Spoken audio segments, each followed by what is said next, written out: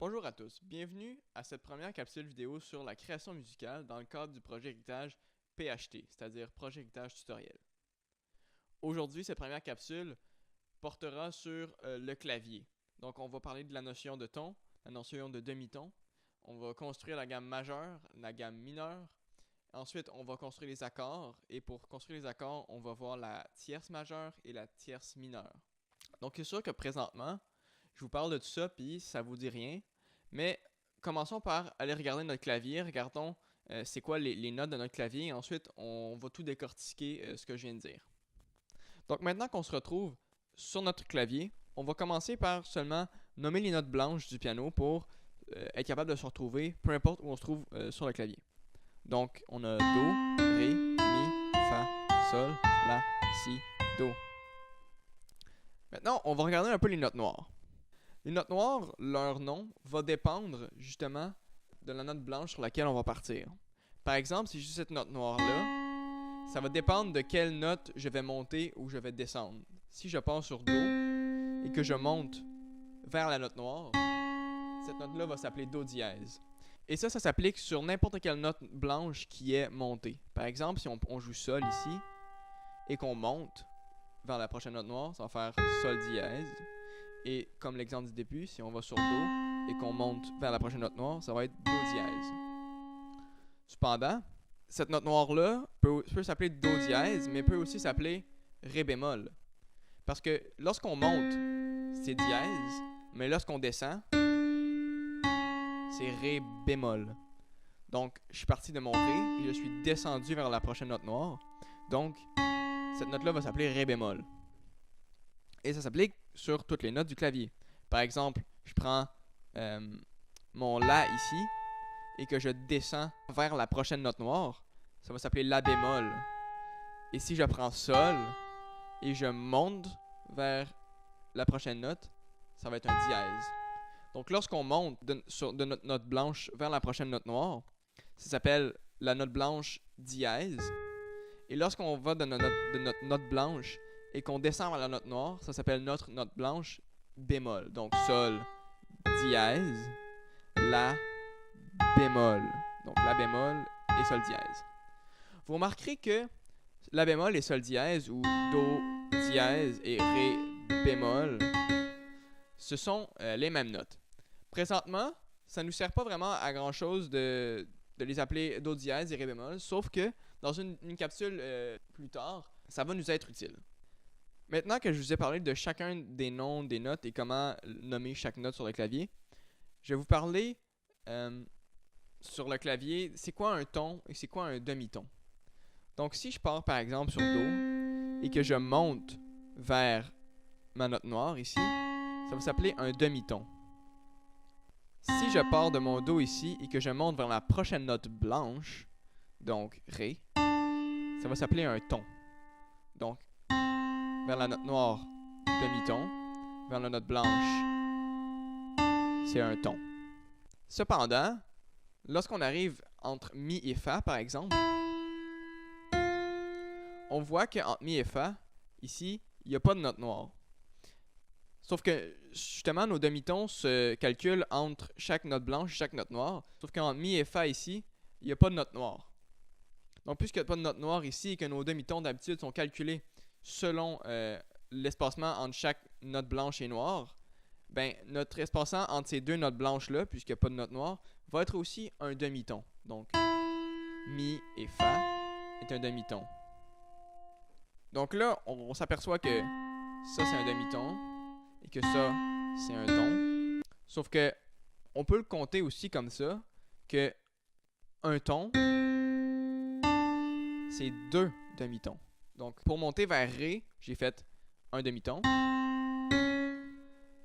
Et ensuite, j'ai fait un autre demi-ton. Donc, deux demi-tons peuvent équivaloir à un ton. Donc, maintenant qu'on a compris la notion de ton et de demi-ton, on peut s'acharner à construire la gamme majeure. Parce que oui, il faut comprendre, il y a deux types de gammes. On a la gamme majeure et on a la gamme mineure. Cependant, la gamme majeure et la gamme mineure peuvent se construire selon une recette de ton et de demi-ton. Donc, si on applique le bon nombre de tons et le bon nombre de demi-tons en partant de n'importe quelle note du clavier, on peut obtenir la gamme majeure ou la gamme mineure de n'importe quelle note. Donc, par exemple, on va garder ça simple, on fait la gamme de Do majeur. La recette, c'est ton, ton, demi-ton, ton, ton, ton, demi-ton. Donc, retenez ça en tête. De toute manière, je vais vous mettre un PDF dans la description pour justement, pour que vous puissiez vous référer à cette recette-là, parce que là, je l'ai dit quand même vite, mais on va le décortiquer ensemble. Donc, ton, ton, demi-ton, ton, ton, ton, demi-ton. Entre Do et Ré, parce qu'on fait la gamme majeure de Do. Donc, Do et Ré, c'est un ton. Ré et Mi, c'est un ton. Mi et Fa, c'est un demi-ton. Parce que comme je l'ai expliqué plus tôt, il n'y a pas de note noire entre ces deux notes-là. Donc, il n'y a pas de demi à compter. Donc, on compte directement un demi-ton entre les deux notes, même si ce sont deux notes blanches. Donc, un ton, un demi-ton, un ton, un ton, un ton.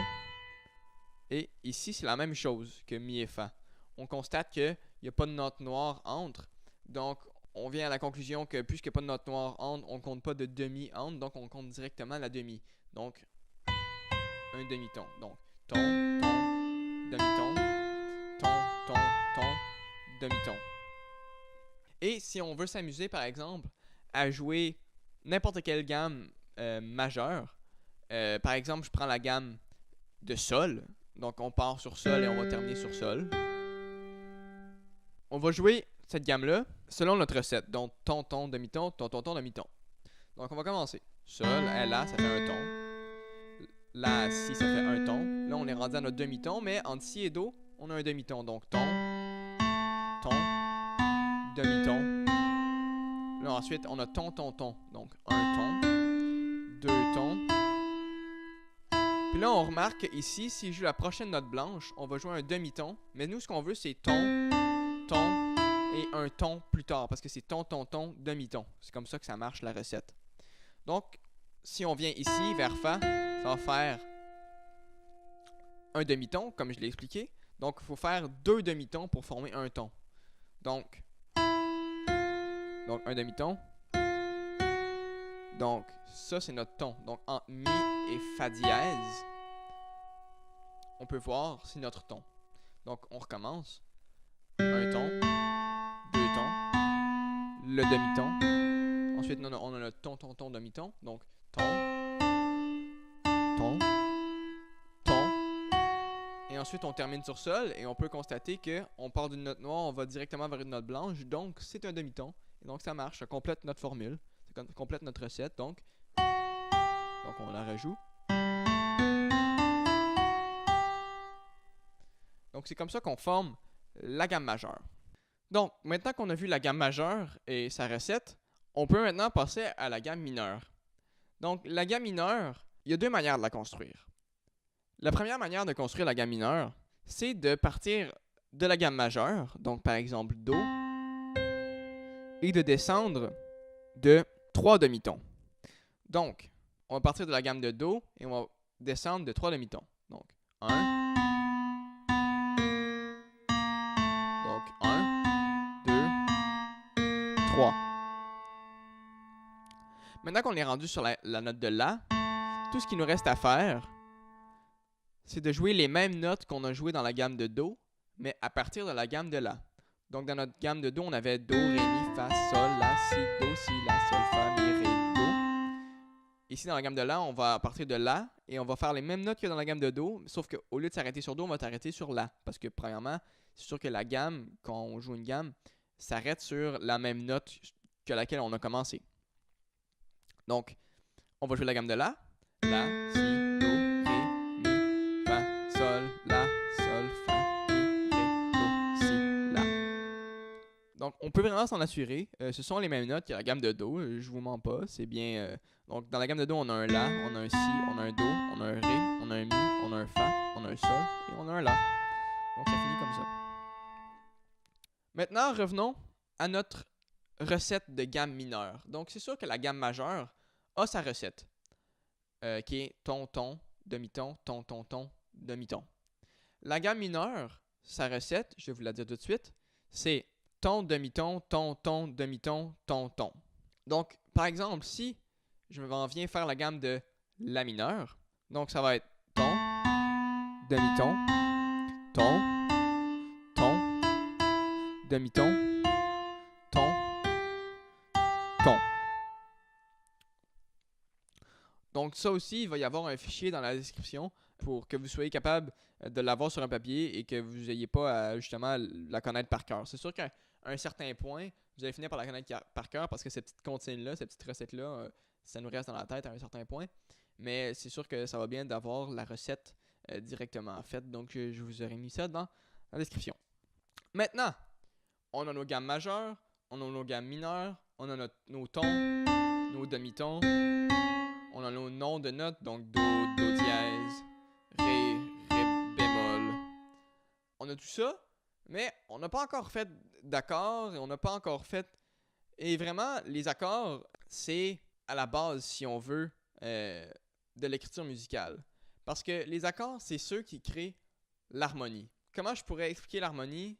Ce serait de vous dire que c'est lorsqu'on met plusieurs notes ensemble. Bon, c'est sûr que si je vous joue ces 4 notes-là, ça sonne pas particulièrement bon. Cependant, lorsque je parle d'un empilement de notes, je parle d'un empilement de tierces. Bon, c'est quoi une tierce? Je vais vous l'expliquer maintenant. Donc une tierce, c'est un intervalle entre 2 notes. Donc, au début, on a parlé que entre une note blanche et une note noire, il y avait un demi-ton. Ben, un demi-ton, c'est un intervalle, sauf que c'est un tout petit intervalle. Dans l'autre tierce, sur notre clavier, on a des tierces majeures et on a des tierces mineures. Donc, nos tierces majeures vont avoir 4 demi-tons. Donc, on part d'une note et on monte de 4 demi-tons. Donc, 1, 2, 3, 4. Donc, Mi et Do, puisqu'ils ont 4 demi-tons entre elles, vont s'appeler une tierce majeure. OK? Ensuite, on a la tierce mineure qui, sensiblement, elle va avoir 3 demi-tons d'intervalle. Donc, la tierce majeure en a 4, la tierce mineure en a 3. Donc, on monte, par exemple, on part de Do et on veut faire une tierce mineure, on va monter de 3 demi-tons. Donc, 1, 2, 3. Donc, on va avoir notre tierce mineure. Donc, on va avoir Do et Mi bémol. Parce que ici, on a Mi et on a descendu de 1 demi-ton. Donc, on a Mi bémol. Donc, Do, Mi bémol, c'est une tierce mineure. Et Do, Mi, c'est une tierce majeure. Donc, déjà, vous pouvez entendre la différence.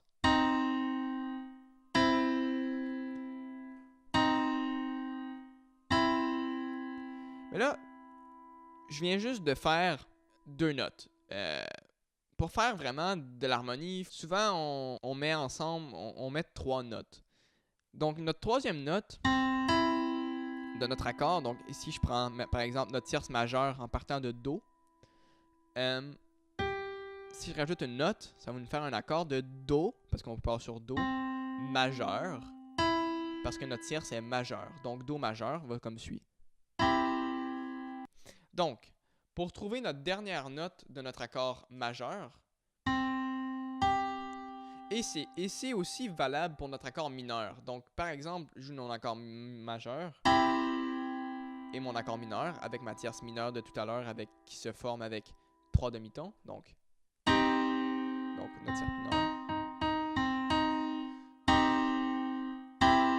On constate que ma dernière note de mon accord, qui est Sol, est la même pour les 2 accords. Donc, comment on fait pour trouver cette dernière note-là? Ben, on commence notre note de départ et on monte de 7 demi-tons.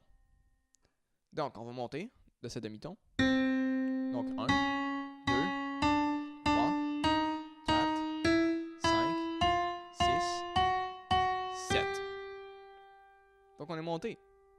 Donc, pour notre accord majeur, on crée à partir de notre note de base, qui est aussi appelée en musique notre note fondamentale, on part et on fait notre tierce, dépendamment de l'accord qu'on veut jouer. Si je veux jouer Do majeur, je vais jouer ma tierce majeure en montant de 4 demi-tons. Donc, je vais avoir ma tierce et ensuite je vais monter, je vais jouer ma dernière note qui va avoir 7 demi-tons d'espacement avec ma note de départ plutôt. Et ça, cet intervalle-là, de 7 demi-tons s'appelle une quinte juste.